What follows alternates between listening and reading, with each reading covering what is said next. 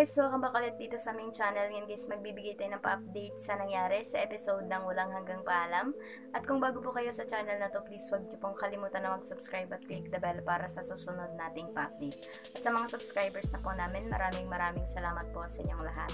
At eto na nga ang nangyari guys, na etong ang sina Eman, Sam, Kaloy, Mang Nick at etong si Bernie ay andun na nga sa bahay nila guys at pinag-uusapan nga nila yung tungkol sa naging operasyon nga ni na Eman nga guys, yung tungkol sa tinip nga nila ni Marcelo sa kanila na lugar kung saan andun yung mga sindikato guys, ngunit wala na nga silang nadatnan doon dahil parang natunugan nga ng mga sindikato yung kanilang pagpunta at nagtataka nga sila kung at saan daw nga dinalaan yung mga bata. At eto naman ngang si Mang Nick nga guys ay sinabi niya na meron pa daw nga silang isa pang lead, kundi itong ugnayan nito ni Amelia doon kay General Leo.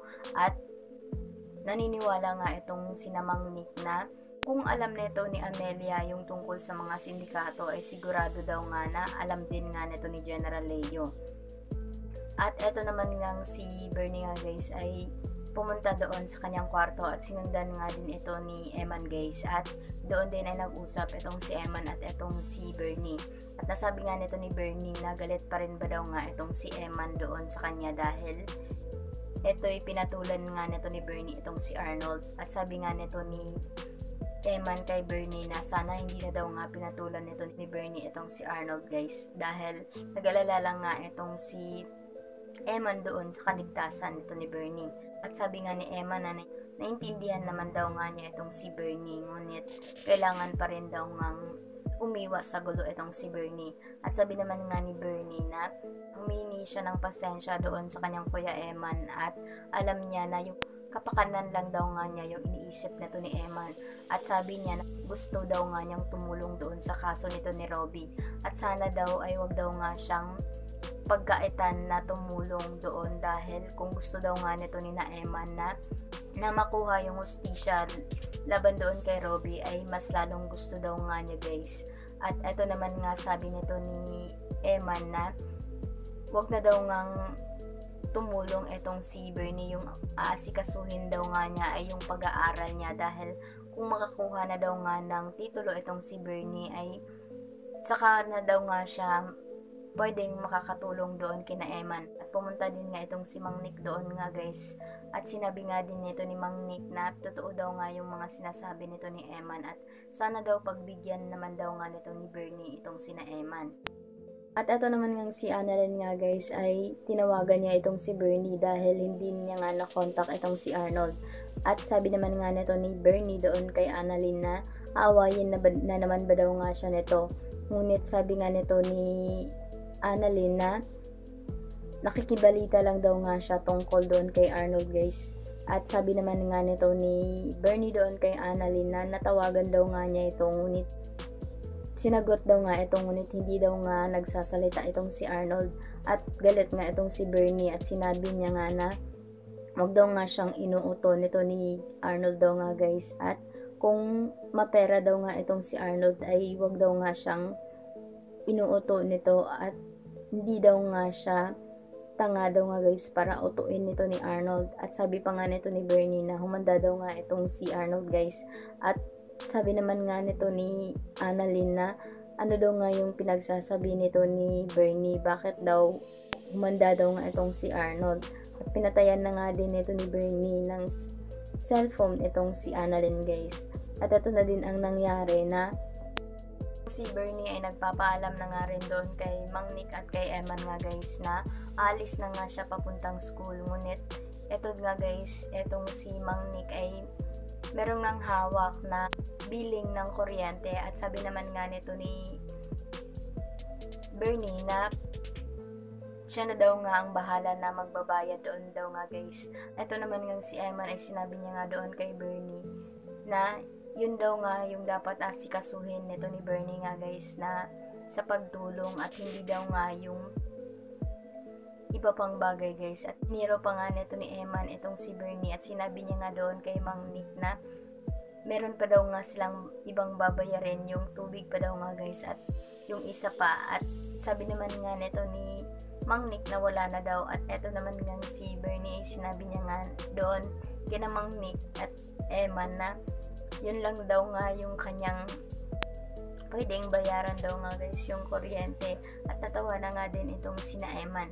At sabi nga din nito ni Mang Nick doon kay Bernie na bakit hindi daw naka-uniform itong si Bernie dahil Martes daw nga guys. At sabi naman nga ni Bernie na magsasubmit lang naman daw nga siya ng requirements doon sa school nila guys, kaya pwede daw nga na hindi nga siya mag-uniform. At doon din ay nagpaalam na din nga itong si Bernie doon kina Eman at Mang Nick.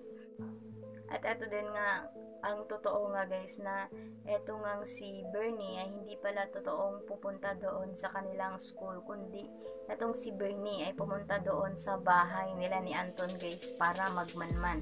At eto nga si Anton at si Celine doon ay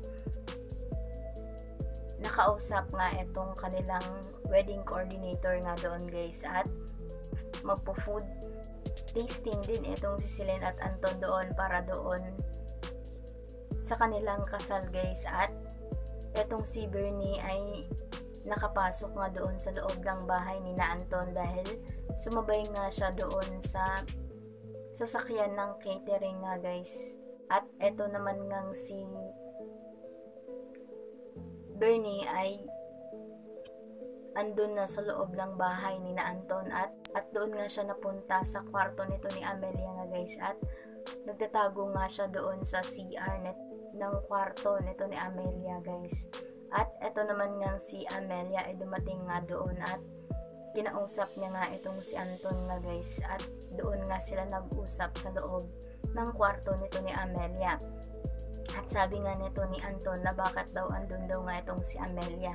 At napansin nga din ni Amelia na parang may gustong sabihin itong si Anton sa kanya guys. At doon din ay nalaman na nga nito ni Amelia na itong si Arnold ay narinig yung kanilang pinag-uusapan nga guys ni Anton sa cellphone. At ito'y nalaman na din nga nito ni Amelia na baka itong si Arnold ay wala na nga ito guys. Nasabi nga nito ni Anton doon kay Amelia na aksidente daw nga yung nangyari at hindi din yan sinasadya na magkaganon nga guys na mawawala itong si Arnold. At eto guys, napag-usapan din nila yung tungkol sa negosyo guys.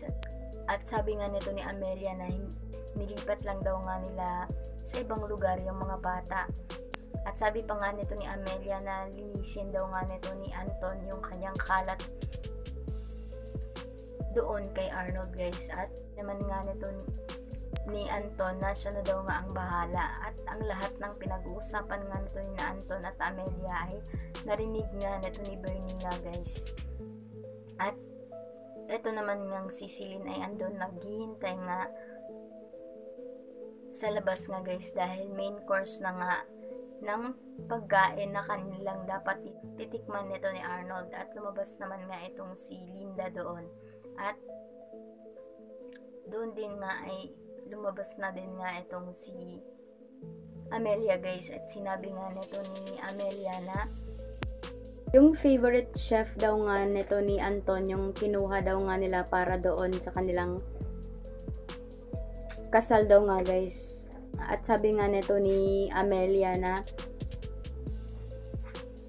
dapat daw nga isosorpresa daw nga nito ni Celine itong si Amelia nga guys doon sa mga pagkain na kanyang mapipili. At natanong nga nito ni Celine kung hindi ba daw nga kakain itong si Amelia. At sabi nga nito ni Amelia na hindi na daw dahil nagmamadali daw nga siya guys. At umalis nga din itong si Amelia. At sabi nga din nito ni Linda na ang galing daw talagang umakting nito ni Amelia. At nasabi din nga nito ni Linda na nag-alala daw nga siya doon kay Lester dahil panay daw nga yung tanong tungkol sa pagkatao ng kanyang ama daw nga guys. At nag-alala siya doon sa kinabukasan nito ni Lester dahil alam nga nito ni Linda kung ano yung totoong pagkatao nito ni na Amelia nga guys, dahil basta-basta na lang daw nga itong pumapatay ng tao. At nag-alala din daw nga siya doon kay Arnold, at tatanong nga din ito ni Celine kung talaga ba daw walang kinalaman itong si Arnold doon sa kinasasangkutan ng kanilang pamilya guys. At sabi naman nga ni Linda na naniniwala siya na wala daw nga kinalaman itong si Arnold tungkol doon. At ito guys, nagtataka nga itong si Celine dahil alam nila kung gaano kasama itong sina Amelia, at nakuha pa nga daw nga nilang kupkupin itong si Arnold doon daw nga guys. At samantala ito nga ding si Anton ay andun pa rin nga guys sa kwarto nito ni Amelia, at tinatawagan nga nito ni Annalyn itong cellphone nito ni Arnold nga guys. Yung cellphone na andun nga kay Anton, at hindi nga ito sinasagot ni Anton, at itong si Anton ay papalabas na sana doon sa kwarto nito ni Amelia guys, ngunit may narinig siyang nagri-ring na cellphone doon sa loob ng kwarto nito ni Amelia.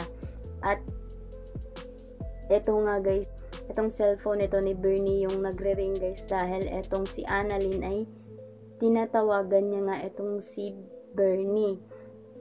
Yan na nga po ang mga nangyari guys sa episode na ating napanood, at pakaabangan natin bukas kung ano ang mangyayari, dahil etong si Bernie ay andun pa rin nga sa loob ng bahay nito ni na Amelia guys. Yun na nga po ang mga nangyari sa episode na ating napanood po sa Walang Hanggang Paalam, at maraming salamat po sa inyong panonood. At sa hindi pa po nakasubscribe, please huwag niyo pong kalimutan na mag-subscribe at click the bell para sa susunod nating pa-update. Thank you!